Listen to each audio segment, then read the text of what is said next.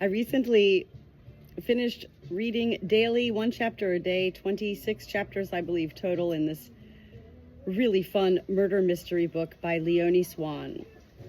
3 bags full.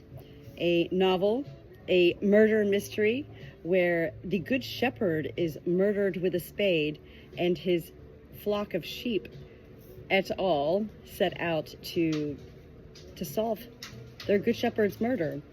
I had so much fun reading this book. This was a totally unexpected venue for me, and I love when such moments like that appear in my life. I knew that I don't need to do anything, and yet I did need to, for my own inner self, need to venture onto reading a chapter a day of this book, recording myself reading each chapter, uploading it to my social media, sharing, chapter 1, chapter 2, chapter 3, The Good Shepherd by Leonie Swann, as read by the Good Shepherd Natalie, yada, yada, yada. Yes, sometimes I bore myself. That's why it's good to have a book to read, so then I'm not like boring myself. I'm actually reading something. So we finished this book. It was a really fun book, and I'm so excited to see that Leonie Swann does have a sequel to this book, 3 bags full, and it's called Big Bad Wool. Not Big Bad Wolf, Big Bad Wool. And I love that he included in this book at the very end the first chapter of Big Bad Wool. So I'm going to go ahead and read that and go ahead and begin this journey of continuing to audio video record myself reading and sharing beyond now with my mother, who has macular degeneration and cannot read good books anymore like she used to love doing. I don't even think she's really watched any of my YouTube social media sharings of this book either. But you know what? We do what we can. All right, Big Bad Wool by Leonie Swann. Chapter 1, The Silence of the Lambs. Let's get started. And then what? Asked the winter lamb. Then the mother ewes brought them to safety, away from the man with the little dog. And they found, Cloud, the woolliest sheep in the flock, was at a loss. A haystack, Cordelia suggested. Cordelia was a very idealistic sheep indeed. Yes, a haystack, said Cloud. And the mother ewes ate while the lambs rolled in the hay and fell silent. The sheep bleated enthusiastically. The repeated telling of the story of the silence of the lambs had resulted in a few changes, and it had gained a little something each time. Rebecca the shepherdess had read the book to them in the autumn when the leaves were already yellow, but the sun was still round and ripe and robust. The sheep could no longer say why the book had given them the creeps back then, during those first cold silvery autumn nights. Only Mopple the whale, the fat memory sheep, still remembered that hardly any lambs and precious little hay had featured in the book that Rebecca had read to them on the sun-warmed steps of the shepherd's caravan. The wind drove wisps of snow between their legs. The bare branches at the bottom of the meadow fence shivered, and the story was over. Was it a big haystack? Asked Heather, who was still young and didn't like it when stories ended. Very big, said Cloud confidently. As big as... She looked around for something big. Heather? No! Heather wasn't particularly big for a sheep. Mopple the whale was bigger and fatter. Bigger than all of the sheep was the shepherd's caravan standing in the middle of their meadow. Even bigger than that was the hay barn, and biggest of all was the old oak growing on the edge of the forest that had shed countless crunchy, bitter brown leaves in the autumn. It had been a devil of a job grazing around all of those leaves. Flanking their meadow was the orchard to the right.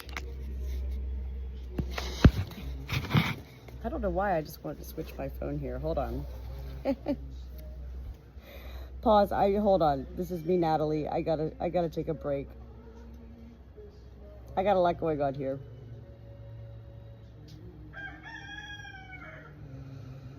Flanking their meadow was the orchard to the right, and the goats' meadow to the left. Behind the two meadows was the forest, strange and susurrant and far too close. In front of them, the yard with stables and dwellings, smoking chimneys and humans making a racket. And right next to them, close and gray and solid as a pumpkin, the chateau. The slight incline up to the forest gave the sheep an excellent view of it. As big as the chateau, said Cloud triumphantly.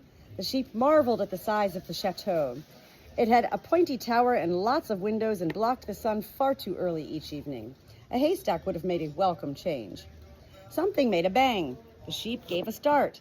Then they craned their necks curiously. Something had been chucked out of the window of the shepherd's caravan. Again, the flock launched into action. Quite a few things had been chucked out of the shepherd's caravan just recently. It didn't surprise the sheep. Human things were traditionally useless and despicable, but every so often they would find something mildly interesting. A pan of only slightly burnt porridge, for instance. A houseplant. A newspaper. The houseplant had made them feel bloated. Mopple was the only one who had enjoyed the taste of the newspaper. Today wasn't a bad day. In front of them in the snow lay a woolly jumper. Rebecca's woolly jumper. The woolly jumper. The sheep liked this jumper more than all the others. It was the only item of clothing they understood. Beautiful and sheep-colored, thick and fleecy, and it smelled. Not just vaguely of sheep, like most woolly jumpers, but of certain sheep, of a flock who had lived by the sea, grazed on the salty herbs, trodden sandy ground, breathed well-traveled winds. If you sniffed very carefully, you could even make out individual sheep. There was an experienced milky mother ewe, a resinous ram, and the scraggy, shaggy sheep from the edge of the flock. There was dandelion and sun and seagulls calling in the wind. The sheep drank in the jumper's woolly aroma and sighed for their old meadow in Ireland, for the vastness and the gray hum of the sea, for the cliffs and the beach and the gulls and even the wind. It was quite obvious by now. The wind was supposed to travel. Sheep were supposed to stay at home. The door of the shepherd's caravan opened, and Rebecca the shepherdess stomped angrily down the steps, her lips pursed. She retrieved the jumper from the snow, bringing their pleasure and the comforting aroma to an abrupt halt. "That's it," she muttered, frowning dangerously and brushing snow crystals off the knitted wool. "That's it! I'm chucking her out. This time I really am going to chuck her out." The sheep knew better than that. All sorts of things were chucked out of the caravan, but not her. She barely moved at all. But when she did, she was surprisingly quick. The sheep doubted she would even fit through the window of the shepherd's caravan. Rebecca seemed doubtful, too. She looked down at the jumper and sighed deeply. A familiar face appeared in the milky glass of the caravan window, strangely soft-edged and wide, staring disapprovingly down at Rebecca and the sheep. Rebecca did not look up. The sheep stared back, fascinated. Then the face had disappeared again, and the caravan door opened, but nobody came out. "From now on, that stinking thing stays out of the house," came a moan from the caravan. Rebecca took a deep breath.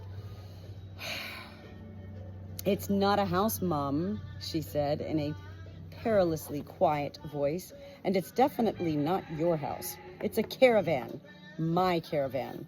And the jumper doesn't stink, it smells of sheep.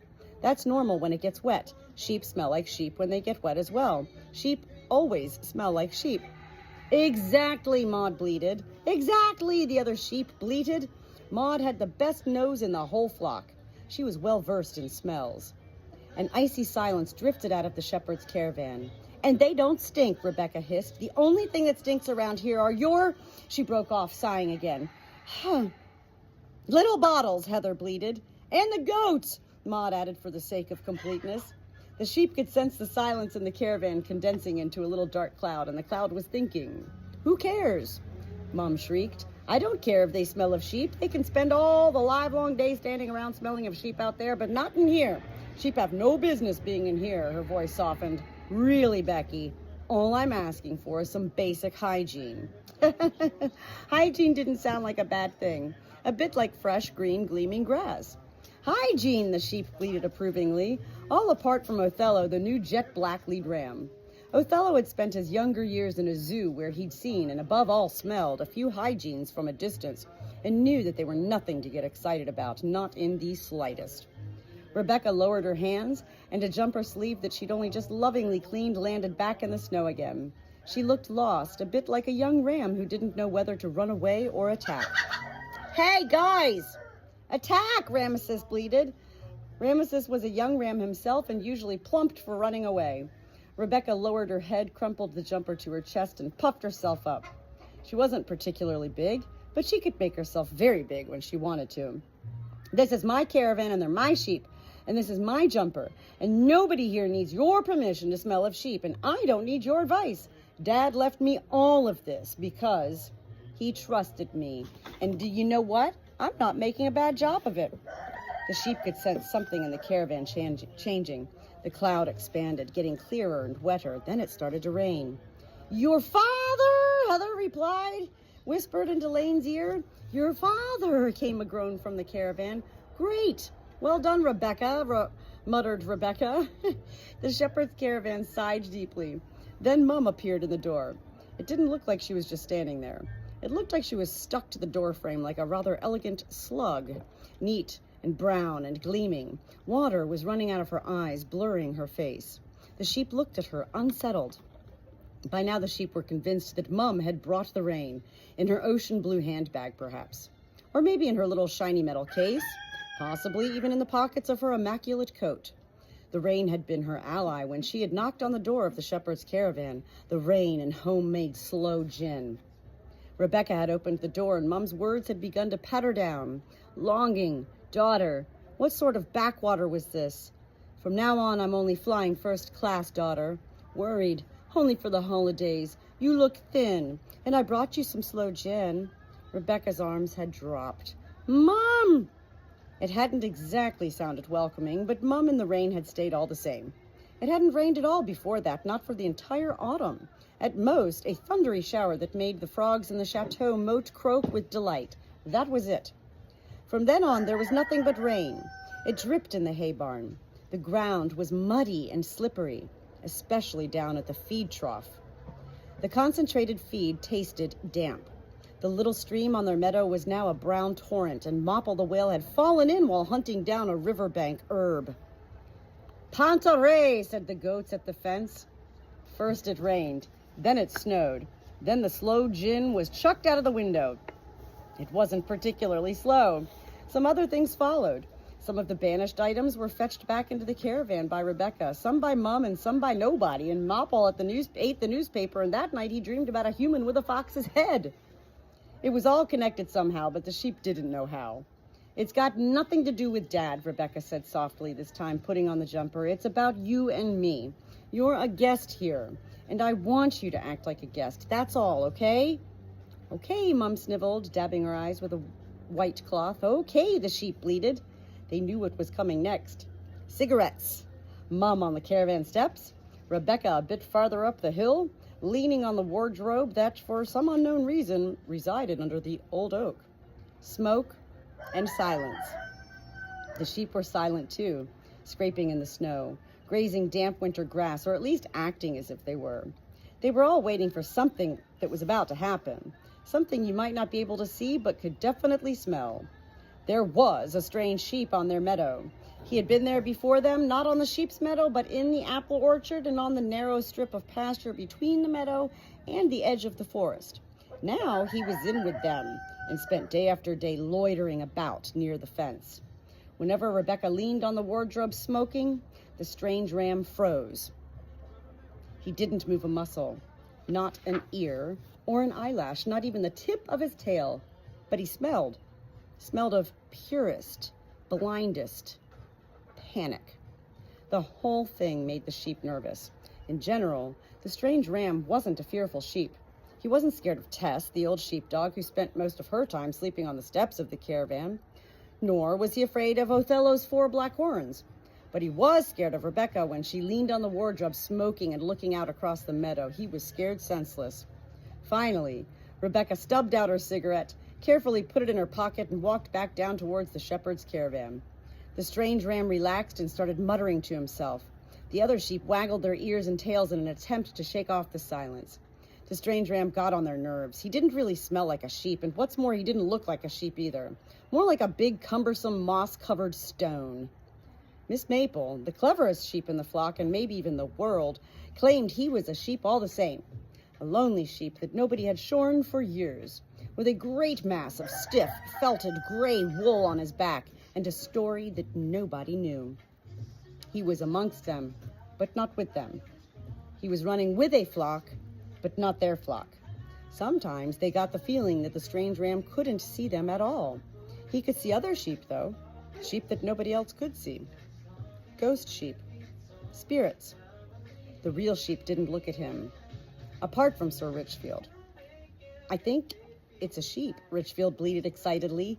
The old lead ram was currently taking a keen interest in the question of who was a sheep and who wasn't. The others sighed. Yet again, they were wondering if the trip to Europe had really been such a good idea after all. They had inherited the journey from George, their erstwhile shepherd. One day, he had just been lying lifelessly in their pasture, pinned to the ground by a spade. The sheep themselves had nothing to do with it. Well, not that much anyway. But they had inherited a trip to Europe and the shepherd's caravan.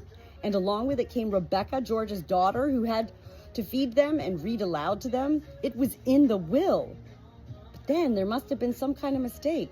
The Europe George had told them about was full of apple blossom with herby meadows and peculiar long bread. Nobody had said anything about honking cars, dusty country lanes, and buzzing gnats. Nothing of snow and ghost sheep, let alone goats. The sheep blamed the map. Rebecca had brought a colorful map that she spent inordinate amounts of time constantly gazing at during their travels, and the map evidently knew nothing about Europe. 3 sheep had distracted Rebecca in a meadow of sunflowers, while Mopple the whale had snatched the map from the steps of the caravan and eaten in its entirety, even the hard, shiny bit made of card. And sure enough, a woman had turned up a few days later, her hair severely scraped back, full of flattery, offering the sheep somewhere to stay. Before long, they'd said goodbye to the exhaustion of traveling life and had a meadow again, a hay barn, a feed store, and this time even a wardrobe. But it wasn't their meadow. Remind me why we're here again, Mum sighed, smoking her second cigarette, still stuck in the doorway like a slug. Tess had managed to squeeze past her and was greeting Rebecca on the steps of the caravan, her tail wagging. Rebecca crouched and scratched Tess behind the ears. Tess tried to stick her graying muzzle into Rebecca's armpit.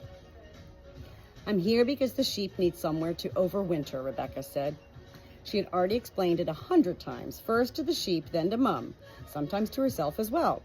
The pasture is good. The rent is cheap. It's idyllic. I was asked, why you're here? I don't know. The sheep knew why Mum was there. She was a parasite.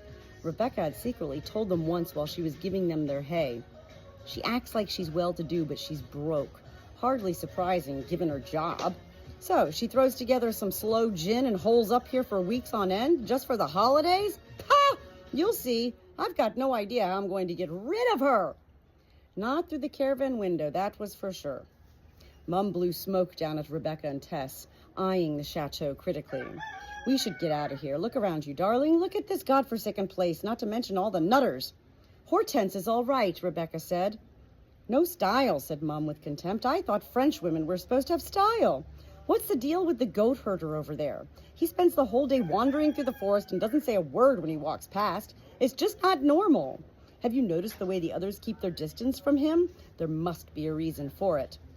They keep their distance from us too, Rebecca said. Tess had rolled onto her back and was getting a belly rub from Rebecca. There's a reason for that, Mum said. You don't understand people, Becky, just like your father. You've never been interested in people. I always have been. I've got the sense. I can see. Idyllic?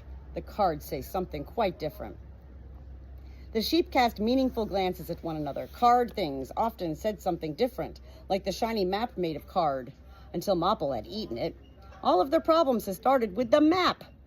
Do you know which card has been turning up in all of my seances for the last 2 weeks?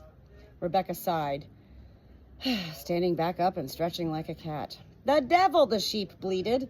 In chorus, it was always the same. The devil, Mum screeched triumphantly from the steps of the shepherd's caravan. Rebecca laughed. That might be because you have 3 devils in your deck, Mum, and you took out justice and temperance.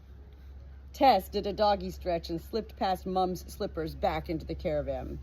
And the cards just have to be adjusted a bit to suit modern life, that's all. Since I removed temperance, my success rate is 75%. Do you know what the others? Rebecca waggled her hand back and forth as if she were shooing away invisible and very cold, hardy flies, and Mum sighed. Be honest, darling, do you really feel comfortable here? When he comes tomorrow, ask the Quicker than a fox, Rebecca darted up the caravan steps and put her hand over her Mum's mouth. Are you out of your mind, she hissed. Do you have any idea what will happen if you say that word? It'll be like unleashing the devil. The devil, the sheep bleated. If anything was going to be unleashed around here, it was usually the devil. That evening, the sheep spent longer than usual standing in front of the hay barn, looking out into the night. The yard buildings nestled up to the chateau, seeking refuge. The apple orchard was silent. The smell of smoke and new snow was in the air. The shadow of an owl glided soundlessly over the meadow towards the forest. Did they feel comfortable here? Cloud, baby. Cloud was the woolliest sheep in the flock, and she felt comfortable anywhere. Wool and comfort went together. Sir Richfield seemed to like it too, because there were lots of conversation partners who didn't run away. The old oak, the wardrobe, the stream, sometimes the unshorn stranger, and, if he was lucky, a goat or two. In fact, Richfield's loud and one-sided conversations were rather popular with the goats, and quite often a whole gang of them gathered at the fence, giggling and gambling. The others weren't so sure. Something wasn't right. A single forgotten apple still hung in the orchard, red as a drop of blood. You could see it, but not smell it. Maybe it was time to eat some more card, so they could move on. But what sort of card? What was she about to say? Miss Maple asked suddenly. Who? Asked Maud. Mum, Maple said, before Rebecca covered her mouth. The sheep didn't know, and fell silent. A crescent moon hung over the meadow like a nibbled out cake. Rebecca seems really panicked, said Miss Maple, as if something's about to happen, something terrible. What's the worst that could happen? Said Cloud, fluffing herself up. What's the worst that could happen? The other sheep bleated confidently. Every day there was concentrated feed in the trough, and they were read to on the steps of the shepherd's caravan. If the drinking pool was frozen over, Rebecca hacked through the ice with a pickaxe. If it snowed too much, they stayed in the hay barn. If they were bored, they ate or told stories. And awaiting them at the end of every story was a fragrant haystack. The sheep looked out at the blue snow and felt like they could take on anything. At that moment, a sound cut through the silence, long and thin, distant and heart-wrenching. A wail. A howl. There we have it. Chapter 1 of Big Bad Wool by Leonie Swann. The sequel to his first book, 3 Bags Full. Thank you, anyone, for joining in. I really do, I've always loved reading to children, of course, and in my flock. And I'm not one to just sit and read a book in silence. I'm always speaking out loud. In fact, that's been one of my biggest, downfalls in life. Why is she speaking out loud? Who's she talking to? Well, I think when I'm reading an audiobook and recording it and sharing it, it's evident who I'm reading to is you.